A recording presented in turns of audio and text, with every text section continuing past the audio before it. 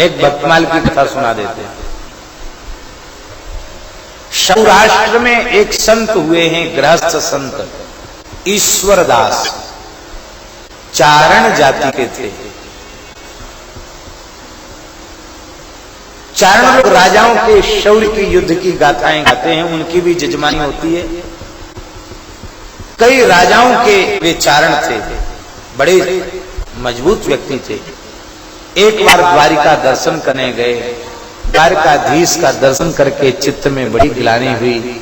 सच्चे शहंशाह तो श्री कृष्ण द्वारिकाधीश हैं, इनके यश को छोड़कर इन हाड़मास के पुतले राजाओं की वाह वाह करते हैं। अब तो केवल भगवत यश गाना है, निश्चय कर लिया। अब जाना आना बंद कर दिया, घर में ठाकुर जी की अष्टयाम सेवा करते, संतों की सेवा करते, हरिनाम जप और हरिनाम संकीर्तन करते रहते। अब विचार करो, कोई व्यक्ति खर्च तो खूब करे और कमावे नहीं तो कितने दिन तक खाएगा? आखिर कभी न कभी तो भौतिक वस्तु समाप्त होगी। धीरे धीरे सब संपत्ति उनकी समाप्त हो गई।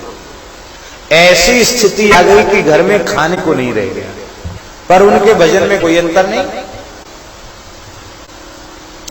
भगवान का साक्षात्कार हो चुका ईश्वरदास जी को, द्वारकाधीश का प्रत्यक्ष दर्शन। अब कुछ नहीं चाहिए उनको, ठाकुर जी उनकी गोद में आकर बैठ जाते साक्षात, और अपना करकंज द्वारकाधीश कपोल पर रखकर कहते हैं, उनके गाल पर रखकर कहते हैं, ईश्वरदास जी हम अति प्रसन्न हैं, कुछ मांग लो। ईश्वरदास जी मुस्कुरा के, आप प्रसन्न है ना? हाँ, अति प्रसन्न है, बस समय मिल गए।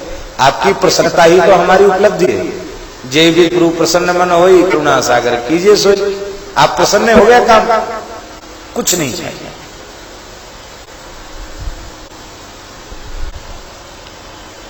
एक बार की बात है, ठाकुर जी उनकी गोद में बैठे और पूछा, ईश्वरदास जी हम बार बार आपसे हट करते, कुछ मांग लो कुछ मांग लो, आप मांगते नहीं हो, आज तो आपको मांगना ही पड़ेगा। ईश्वरदास जी बोले, आपके पास और कोई धंधा नहीं है? एक ही काम है। वैसे ही बेचारा जीव कामना वासनाओं के घेरे से बाहर नहीं निकल पाता, और आप और उसके सामने लालच देते, मांग लो मांग लो मांग लो। क्या मांग लें? और कोई काम नहीं है आपके पास? अरे बर दे के बहु ठगे, ईश्वरदास जी का बर दे के बहु ठगे, सकामी भक्त जाओ फिर। ये वरदान का लोभ लालच दे के कितने भक्त को ठग लिया आपने। हम तुम्हारी ठगाई में आने वाले नहीं, हम आपको भी ठग लेंगे। हाँ, ऐसे वैसे नहीं, हम कच्चे भगत नहीं हैं, हमको कुछ नहीं चाहिए। ठाकुर जी भी पीछे पड़े, बोले नहीं आज तो मांगना पड़ेगा। बोले तो ठीक है, अब मांग लेते। जब आप मांगने में ही राजी हैं तो हम मांग लेते। वाह, धन्य है। क्या मांगा ईश्वरदास जी ने?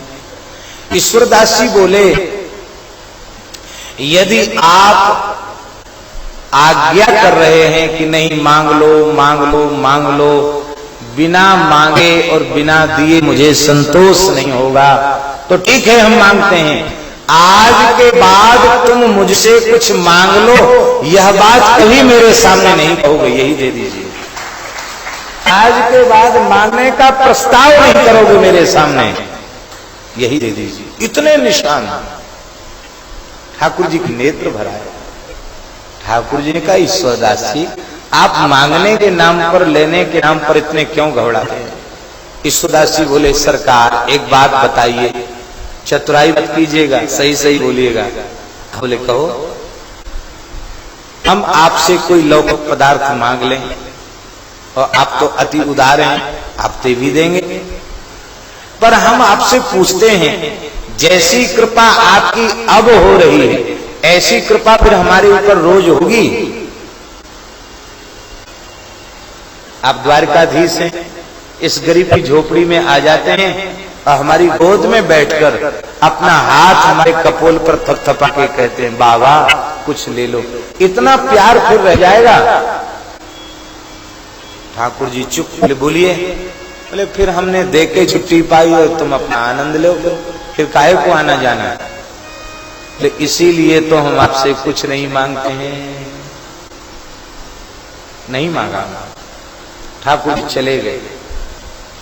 अंत में एक दिन ठाकुर जी ने और कठोर परीक्षा ईश्वरदास जी की।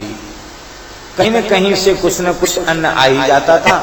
एक बार ऐसा हुआ कि ईश्वरदास जी के घर में 3 दिन तक चूल्हा नहीं चेता।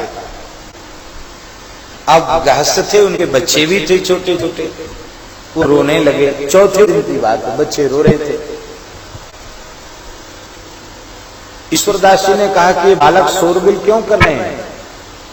बोले महाराज आप तो ज्ञानी हैं, भक्त हैं, आप तो माला जप रहे हैं, कीर्तन कर रहे हैं, इन बच्चों को कौन सा ज्ञान ध्यान बता करके संतोष कराऊं? ये भूख के मारे बिलबिला रहे हैं।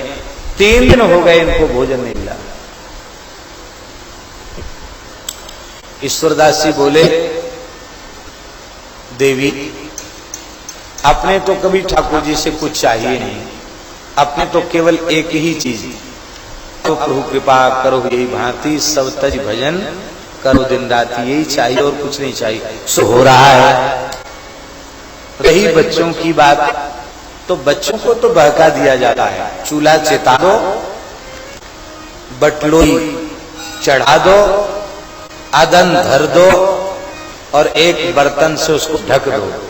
भाप से बर्तन बजेगा, बच्चों को संतोष हो जाएगा कि कुछ रसोई में मैया बना रही है।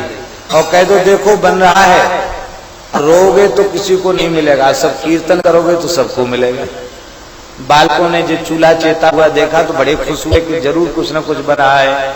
मैया ने कहा देखो रसोई तो हम तैयारी कर रहे हैं, अब तुम कीर्तन करोगे तो मिलेगा पाने को, नहीं कीर्तन करोगे तब किसी को कुछ नहीं मिलेगा। छोटे छोटे बच्चे वो भी कीर्तन करने लगे। श्री कृष्ण गोविंद हरे मुरारे, हे नाथ नारायण, श्री कृष्ण गोविंद हरे मुरारे, हे नाथ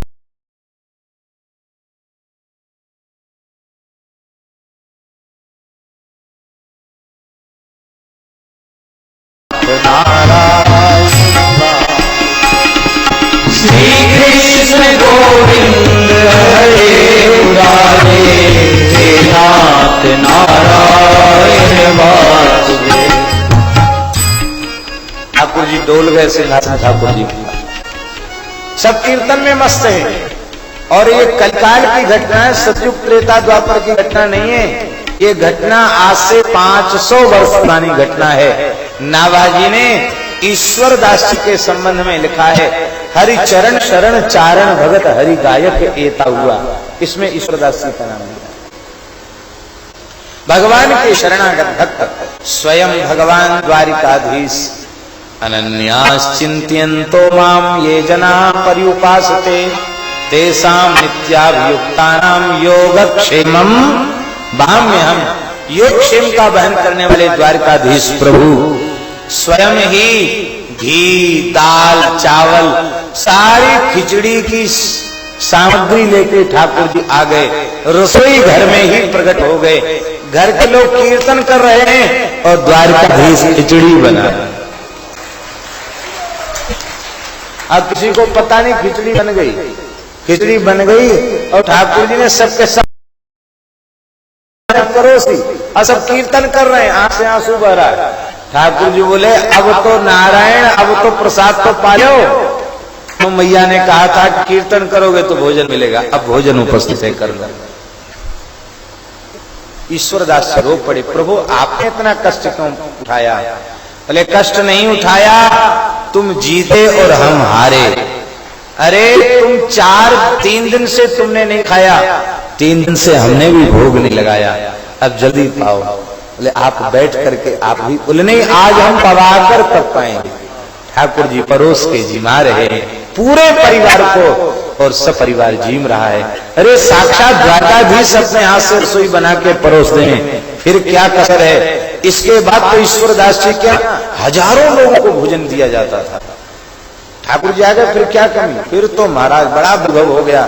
ईश्वरदास जी के संबंध में सौराष्ट्र गुजरात में एक कहावत है, ईश्वरा सो परमेश्वरा। ईश्वरदास जी परमेश्वर के समान सामर्थ्य वाले हो गए, ईश्वरीय सामर्थ्य उनमें हो गया।